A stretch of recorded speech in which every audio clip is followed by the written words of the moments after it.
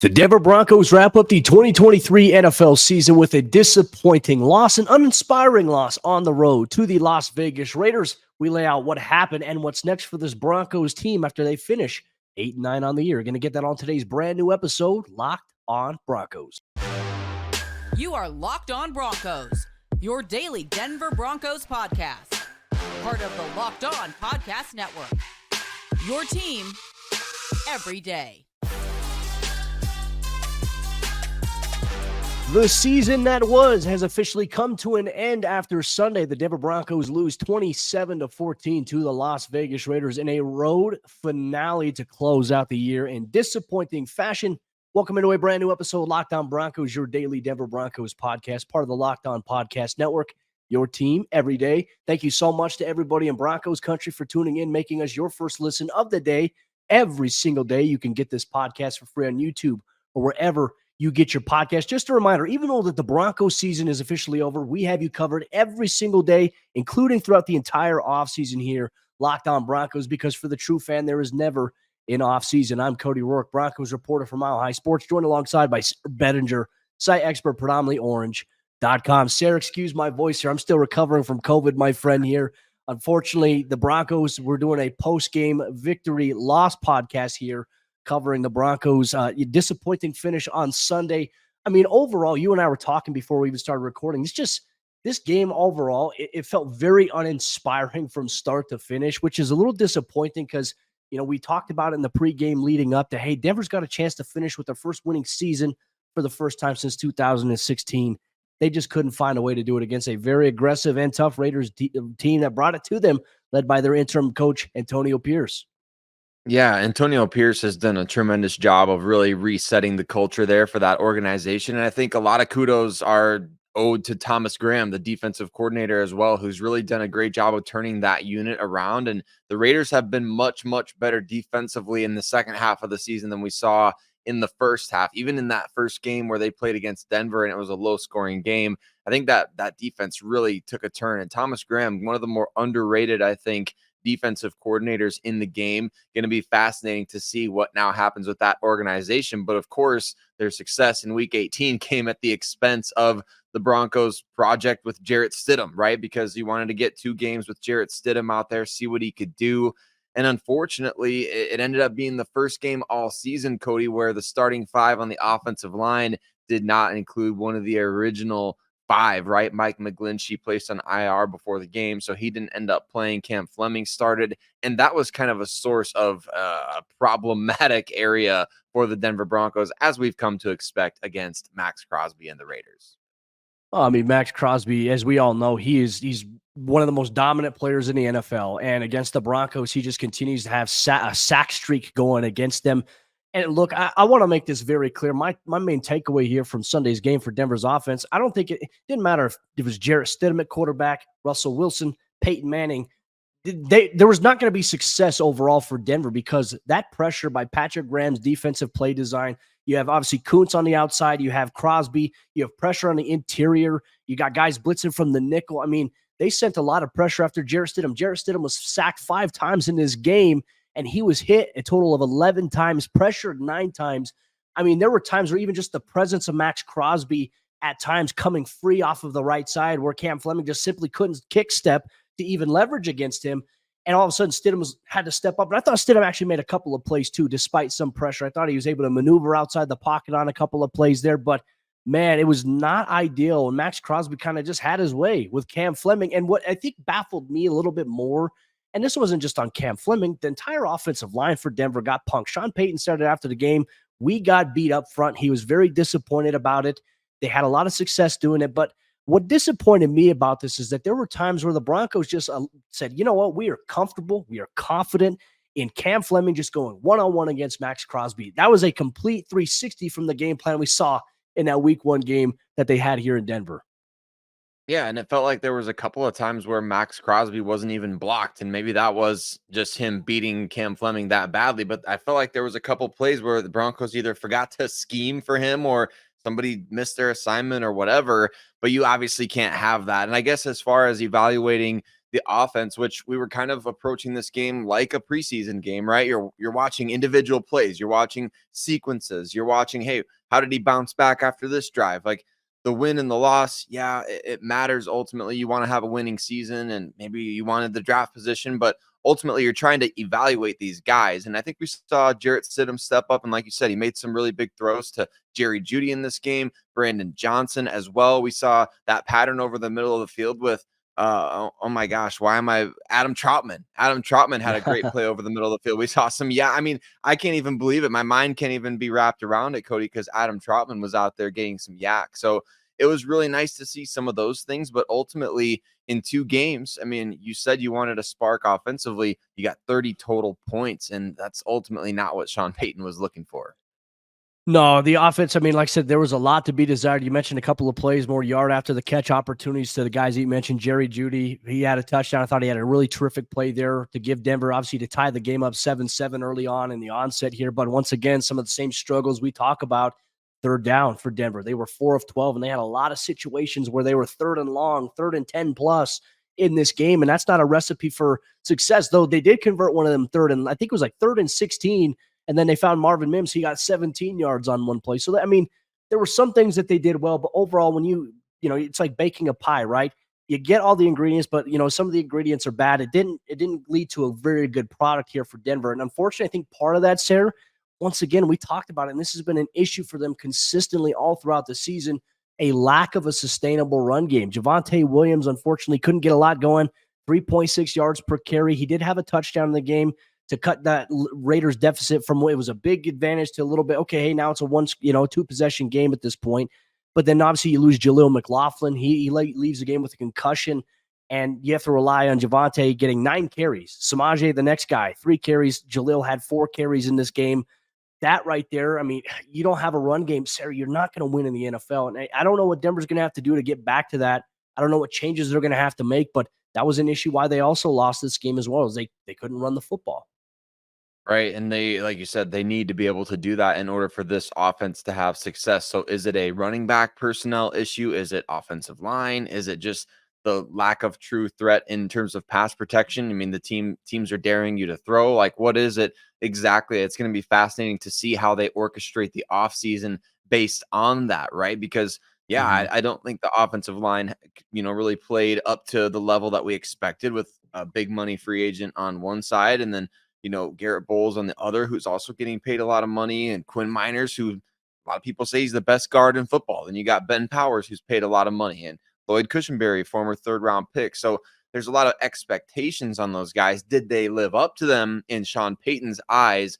Going to be fascinating to see once again. How do they orchestrate this offseason? What do they prioritize? What cuts are they willing to make? What coaching changes are made? It's going to be, I think it's going to be another wild one, Cody. I think you and I, we didn't sign up for it, but we get, crazy offseason after crazy offseason on this show. No, we do, man. And look, I want to make one thing very, very clear here, because once the game ended, I already saw the tweets. Oh, yeah, now the Broncos could focus on their drafting a quarterback of the future. Well, let's hope that Denver's got a really good plan in place for protecting that guy, because like I said, it didn't matter if it was Russ, Jarrett Stidham, anybody at quarterback. Like, the protection issues and the pressure that we saw on Sunday are a real legitimate issue for this team, and you expect a rookie to step up and face that same thing and excel. It's very unrealistic here going forward. So Denver's going to have to put a really good plan in place, and we'll figure that out. What does Sean Payton have planned for the offseason? He'll tell us sometime this week when we do get a chance to meet with him here. But the Broncos defense had one final task going against Devontae Adams and also Aiden O'Connell and Zamir White this past week, obviously on Sunday. And the task was, could they find a way to get stops and get takeaways? They weren't able to do that, and the Raiders were able to carve them up. We'll talk about the Broncos' defensive performance here on today's episode, Locked On Broncos. Today's Locked On Broncos is brought to you by our friends over there at LinkedIn Jobs. And at the start of the new year, every small business owner is asking themselves the same question: what's the one move I can make that'll take my business to the next level in 2024? LinkedIn Jobs knows that your success all depends on the team that you surround yourself with. That's why LinkedIn Jobs has created the tools to help find the right professionals for your team faster and for free. LinkedIn isn't just another job board. LinkedIn has a vast network of more than 1 billion professionals, which makes it the best place to hire. Hiring is easy when you have that many quality candidates. So easy, in fact, that 86% of small businesses get a qualified candidate within 24 hours. It's why small businesses rate LinkedIn Jobs #1 in delivering quality hires versus leading competitors. So make sure you achieve your goals here in 2024 with the right team member. LinkedIn also knows that small businesses are wearing so many hats and might not have the time or the resources to hire. Thankfully, with LinkedIn, the process is intuitive, it's quick, and it's easy. Post your job for free at linkedin.com/lockedonnfl. That's linkedin.com/lockedonnfl to post your job for free. Terms and conditions apply. The Denver Broncos 2023-2024 season ended, unfortunately, a lot like it started, with the Raiders kind of bleeding them out offensively, and the Denver Broncos defense proving to not quite be up to the task. And we're going to break down their defensive performance against the Raiders and what it could mean for the future in terms of maybe some personnel changes, maybe some needs going forward. But before we go there, I want to say thank you to every single one of you that makes Locked On Broncos your first listen of the day every single day, free and available anywhere that you get podcasts, right here on the Locked On Podcast Network, where it's always your team every day. And you know that you can find us on YouTube as well, where you can engage in the comment section and let us know your thoughts now that the season is over. What were your thoughts on this game? What are your thoughts going forward? Let us know. We appreciate every single one of you for rocking with us. Cody, defensively for the Denver Broncos in this game, of course, not quite exactly the same as it was in week 1, but pretty similar in a lot of ways, right? The Raiders kind of bleeding the Broncos out with the running game, quarterback stepping up and making a lot of big throws. Unfortunately, it happened to be their second unit, a lot of these guys. So break down this defensive performance for us. Give me your thoughts on where it went wrong for Denver. Well, you mentioned something. You said something at the beginning here saying "bleed it out." It made me think of the Linkin Park song. "Bleed it out, digging deeper, just to throw it away." I mean, that's really what Denver's defense did. I mean, they had moments where, okay, hey, they get some stops, but then all of a sudden they're getting gashed on some chunk plays. And look, we even talked about that. Like Denver's defense this year, they've been one of the best teams on third down. This was one of their worst games of the season on third down, allowing the Raiders to convert 7 of 13 opportunities for a first down. And then you mentioned there's some second down plays, some first down plays where they give us some chunk yardage, some explosives. I would really say, to be honest with you, the downfall of Denver's defense in this game specifically, Sayre, I'd have to go, it's before halftime. Riley Dixon nails an absolutely beautiful punt that goes down and gets pinned down at the 2-yard line, right? Okay, so 98 yards to drive. And then Fabian Moreau has a really, really rough series where he gets gashed for 47 yards, eyes in the backfield, turns the wrong way, fails to get in phase, and is trailing. You have a 47-yard catch there. And then the Raiders go on. They find themselves a way to score right before half, and then they get the ball coming out of half. And that right there, I think, really kind of drove a wedge in it. I think Denver's defense, for the most part, was playing pretty well up into that, 98-yard drive there. That, to me, I think, was the turning point of this game there. You talk about the run game. They just couldn't find a way. No Josh Jacobs in this game, right? They did a really good job in that first matchup, holding him to under 50 yards rushing. But Zamir White, as we talked about, a guy, when we were talking about the NFL draft process a couple years ago, you and I were talking about, hey, we like Zamir White. Can we maybe get him in a Broncos uniform? I remember some of the mock drafts that we had there. He went for over 100 yards. He had more rushing yards in this game than Denver had rushing yards in totality. And that was a huge issue. So I would say, hey, the things that Denver has struggled with, I think being on the field way too long, chunk plays in inopportune times for them, and just getting gashed in the run. Some of the things that hurt them early on in this season, Sayre, really kind of culminated here in Sunday's season finale. Though, in my opinion, I'm not going to place a ton of blame this year really on Denver's defense. They were really bad in the beginning part of the season. They held their own for a good part of the middle half of the season here. And then I think really what we saw is, okay, hey, when Denver's defense has made plays, the offense hasn't been able to capitalize. And the times where Denver's defense made plays in this game here on Sunday, Denver's offense couldn't really do anything to reward them. So it's just kind of same old here in Broncos country, unfortunately, as the Broncos lose here in their season finale. Yeah, exactly. I mean, the wheels kind of came off against the Detroit Lions, and then you mixed in a couple games against the Chargers in there where, I mean, the Chargers are, I mean, what do you really say about those? I mean, you had to go out there and play those games, right? But the defense for the Broncos, Cody, has kind of come full circle in a lot of ways, right? I mean, early in the season, what was the struggle? It was a lot of missed tackles and a lot of ugly stuff out there. Just like you said with Fabian Moreau, just being in bad position, not getting in phase, not sticking with his guy, not playing fundamentals. That's what got him playing time over Damari Mathis in the first place, we thought. So, I mean, you see guys give up big plays, and then you see missed tackles on the back end of coverage. You see Jacoby Myers, he's going to try to throw a touchdown pass from 5 or 6 yards out. All of a sudden, he breaks back the other way and just has an open lane to. I mean, there was just it just feels like this defense took a major step back after that Detroit game, where you couldn't really rely on them like you could for that 8-game stretch from the Chiefs game in week 6 on Thursday night, even in a loss, all the way forward into that winning streak kind of coming to a close. So it feels like the defense, I don't know, this may be a hot take. We'll have plenty of time to discuss it, Cody, but Yeah. I'm going to be interested to see, does Vance Joseph keep his job after this season? You evaluate on the whole, right? So was that stretch of 8 or 9 weeks enough for him to keep his job going forward? I think that's going to be a fascinating element of this offseason to watch. Yeah, this is going to be, I expect chaos this offseason. I mean, I don't expect it to be smooth sailing. I expect there to be some shocking change, some change that might be provocative in a sense that makes Broncos fans angry at first, but could be something that could be good for them down the road. Like, we don't know any of this. And I thought Sean Payton actually had some good thoughts after the game. You know, he didn't say he's like, I'm not discouraged, you know, like disappointed, right? And he said, this isn't the industry to get discouraged in, because if that's the case, you get discouraged in this industry, it's going to be a long trek and no one's going to feel sorry for you, right? But I think overall, it's like, okay, what can we take away from this game defensively? I look, we got to see Nick Bonito get a sack and obviously bumped his sack total up to 8. Nick's had a great season. You look at Baron Brown and getting a sack. It was great to see him get in the mix a little bit. We saw some Riley Moss on the outside at corner sometimes in this game, which, you know, hey, it's nice to get a look at him. Obviously, he's emerged a little bit into one of Denver's key special teams guys. And we even saw a little bit of J.L. Skinner in some of the Broncos' different personnel packages, because Delarian Turner-Yell obviously is on injured reserve.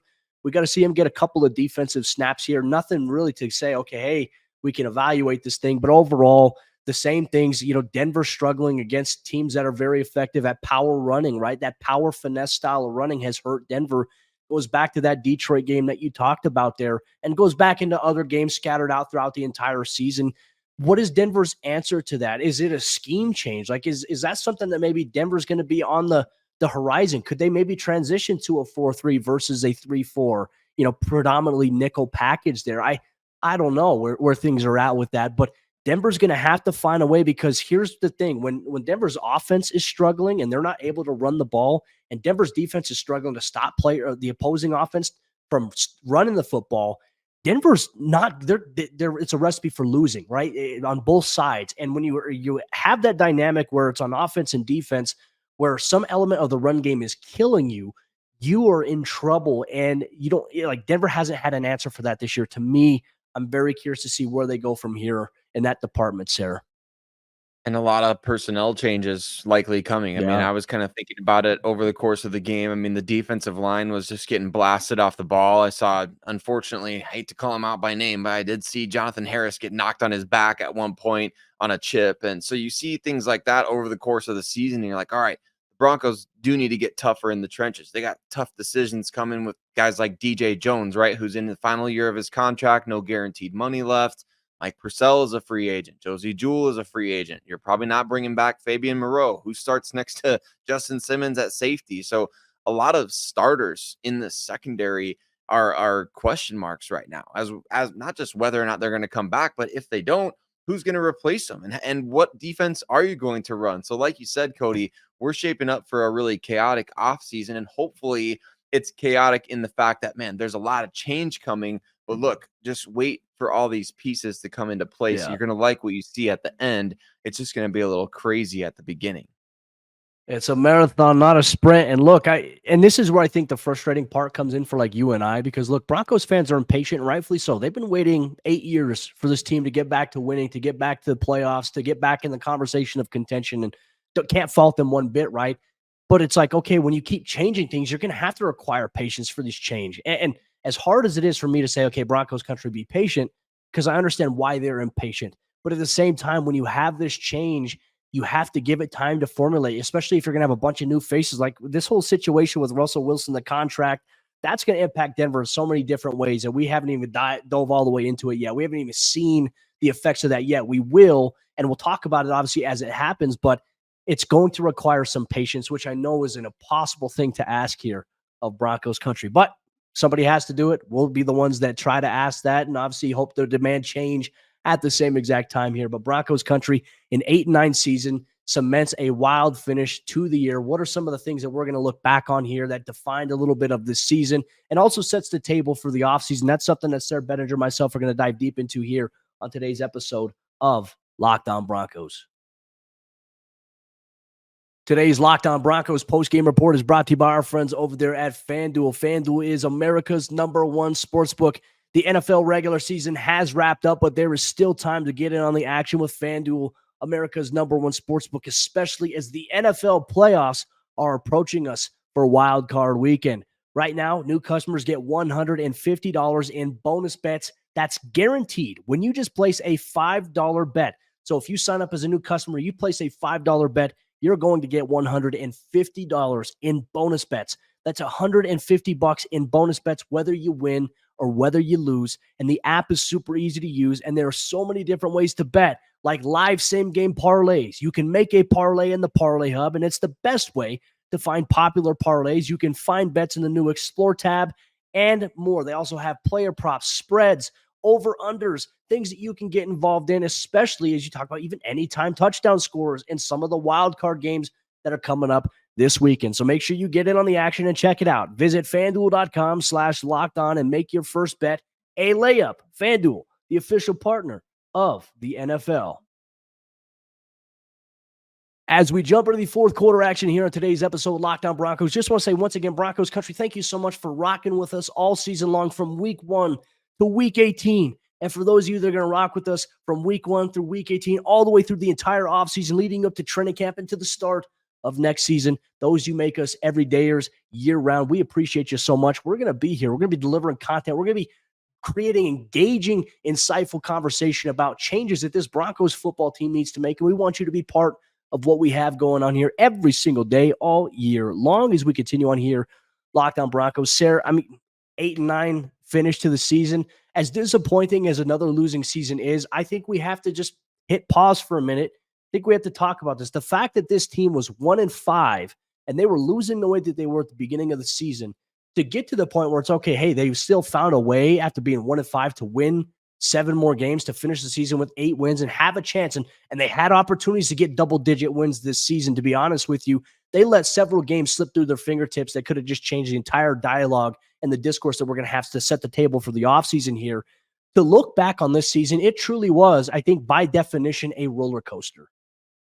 It really was. I mean, there's a lot to process kind of emotionally. I mean, shoot, Cody, I put my Denver Broncos jacket back on at one point this year. I was having Victory Monday outfit checks. You know what I'm talking about? Like those were back in 2023. So I can't sit here and say that this season was a total loss from my perspective, right? I mean, of course, we evaluate it a number of different ways. We evaluate it from the standpoint of, hey, you are what you are, like Sean Payton said after the game. And the Broncos were 8-9. They missed the playoffs. They got eliminated. They're third place in their own division. But, and there's a big but there, Broncos were also one of the healthiest teams in the NFL this season. They also had a stretch where, man, the defense was playing some dominant football. They made it interesting in the AFC West. Yeah. They were a game behind the Kansas City Chiefs. You beat the Kansas City Chiefs for the first time since 2015. You won a road game against Buffalo, who might now be the number 2 seed in the entire AFC. You had quality wins against teams like the Green Bay Packers, who are now making the playoffs, and a number of others. Like,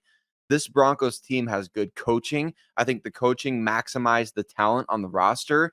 And unfortunately, it ended a little messy, right? You lost that game to Houston. That game right there was probably that one pivotal turning point in the season where 1st and goal from the 8-yard line, you can't cash it in. That game, I think, could have changed the entire trajectory. You go back and change one moment, it would be to score a touchdown right there. So for me, Cody, this is a layered discussion.